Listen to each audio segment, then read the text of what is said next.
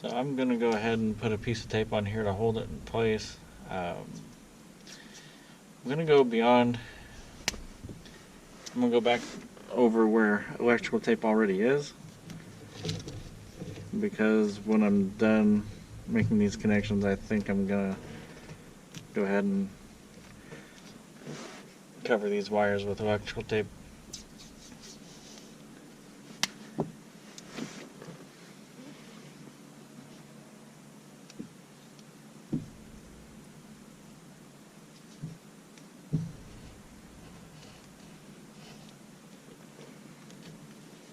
Alright.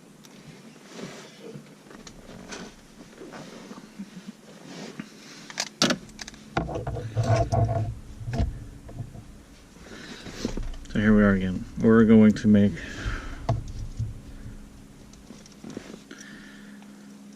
this connection the same way we made the other connections.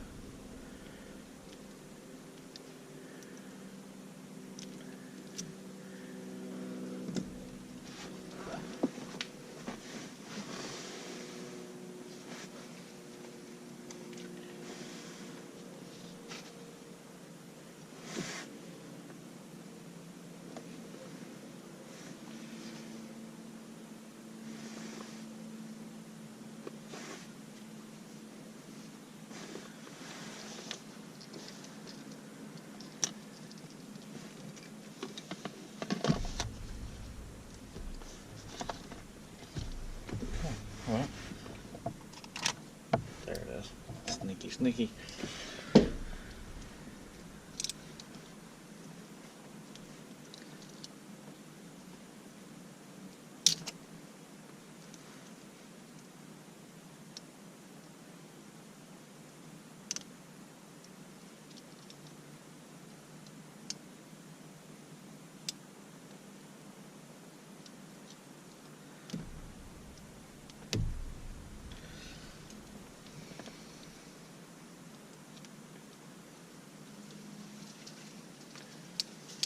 Another good thing to do, this is a telescopic steering column. I just want to make sure that at its outermost we have plenty of room and our wires move freely.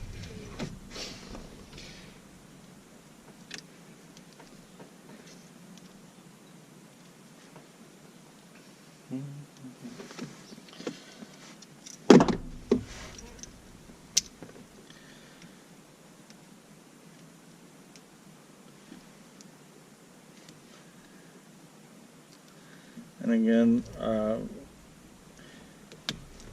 so I'm going to go ahead and make all my connections, then do the soldering at the end.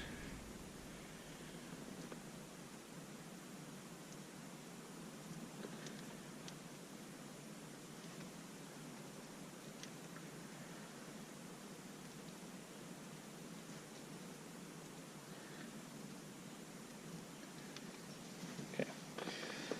All right. First connection done.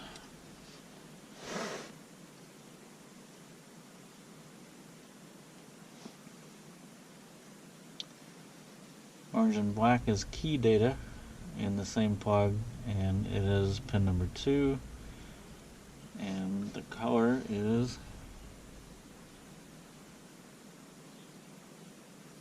position 2, red and blue. So pin number 2 should be red and blue. Yep, right there. So in older vehicles, it's easy to test all of your wires, but when, at least to my knowledge, when we're dealing with data wires, there's no way to test those with a multimeter. That's the only drawback to these more sophisticated bypasses and cars, is that it's hard to verify that you're actually grabbing the right wire. And then, after you program the module, that's when you know if in fact all your wires were correct. But after a while, you start to, the information given is very specific, and as long as you don't wire something opposite of what it's supposed to be, chances are good that you've gotten the right wire, especially if pin location, pin description, and everything matches. You can be confident that it's the right wire.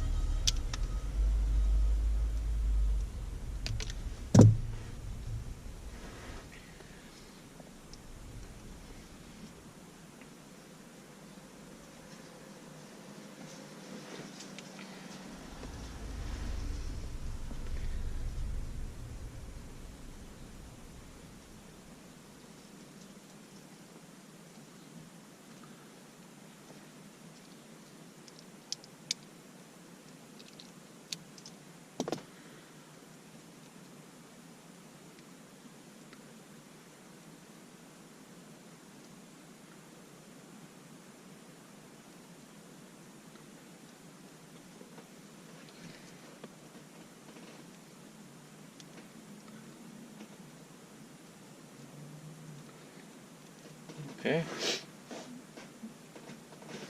so now we are moving on to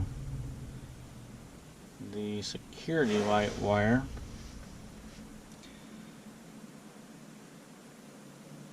The white, pin number 5.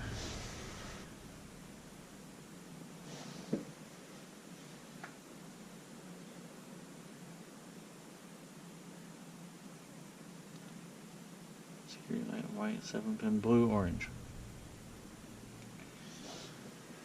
Yep, right there. So this wire actually gets cut. So then we go here. The pin, security light wire, white red. White red is car side.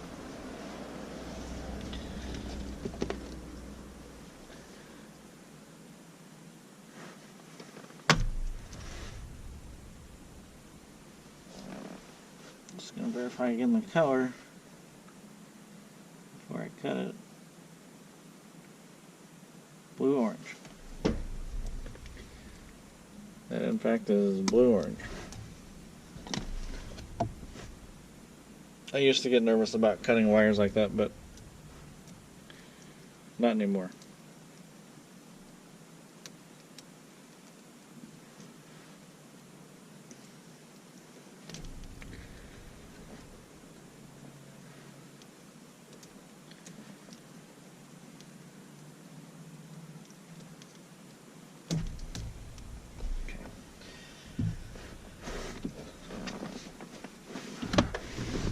So white red is car side, and what that means is that it's going to be the side that goes back to the car, not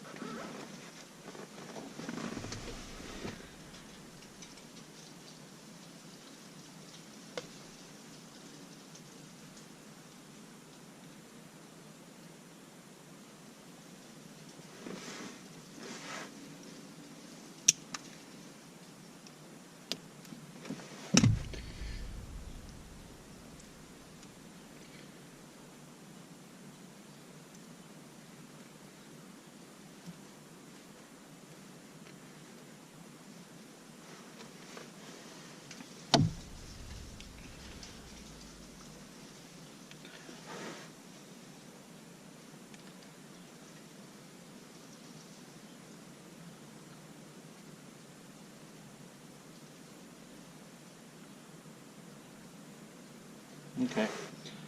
I'm going to go ahead and solder these wires now because the other two wires, they were to go to the remote start if it had an alarm and it was looking for the trunk output status and sliding doors. So I'm going to go ahead and solder these, get them all secured, plugged back in, and then we'll program everything and should be good to go.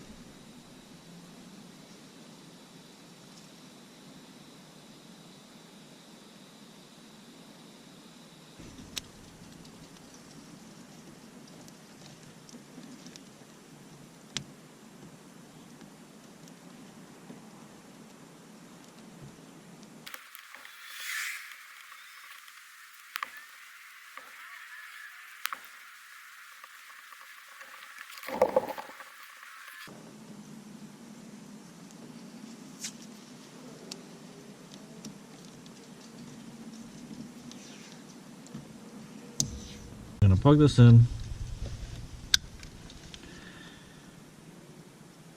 We have one flash, which means that it's set up for data, the wire to wire. So to program that to this unit, you just press and hold the button. That means that it saved that setting. And then now to program the module, key in the ignition, turn it on, wait for it to go solid, shut off, that's it. So now we are going to test the controller and see if it locks the door. It does. Unlock. And trunk release, I believe, is press and hold.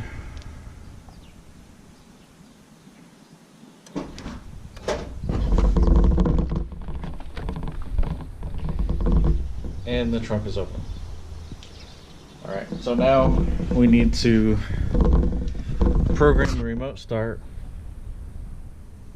for the tack and the length of time that it runs. So I'm going to take a look at the manual and see what that says. Alright, we are going to program the tack. 1, 2, 3. Off, press and hold. Parking lights are flashing. You know let go. Parking lights are back on.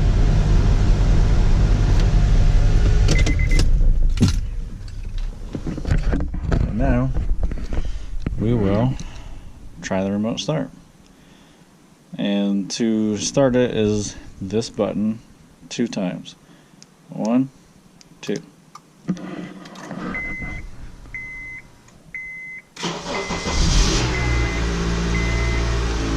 We're in business. One thing you want to do is also check your heater controls. Make sure they're functioning while it's started. If your accessory is not powered correctly, you won't have heater controls, which is the main reason for having remote start. So anyway, I'm happy with the 10-minute runtime that comes from the factory, so I'm not going to change that. We've got the tack.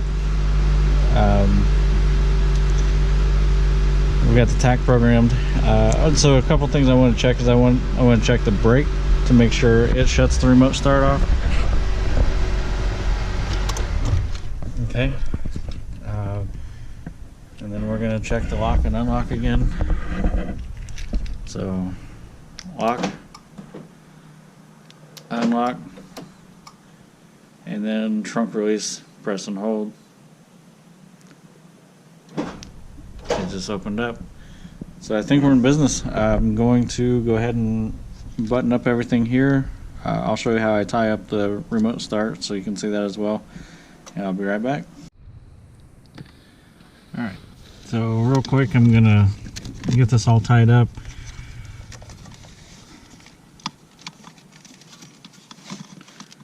Just using some 8-inch wire ties. And the main thing is you just want these to not fall and get in under somebody's feet. And also preferably where they won't rattle up against a piece of plastic. But the most important part would be safety. So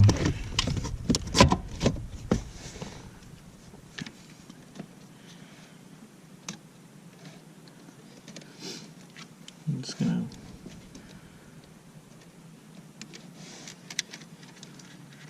tie these wires here.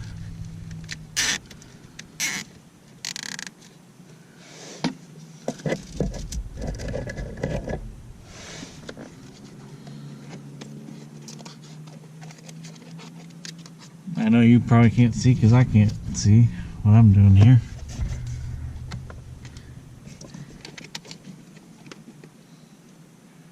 Got the main power harness. I'm gonna attach it to the car's main harness going out under the hood.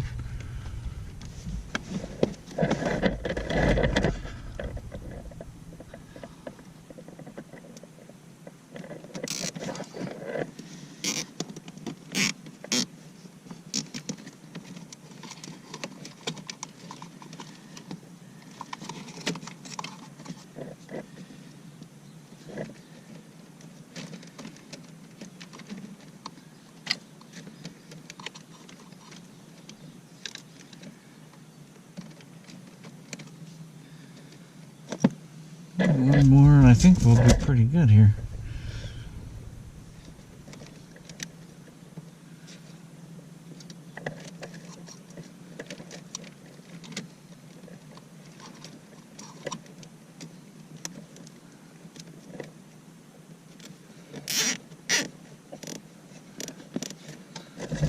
Cut off.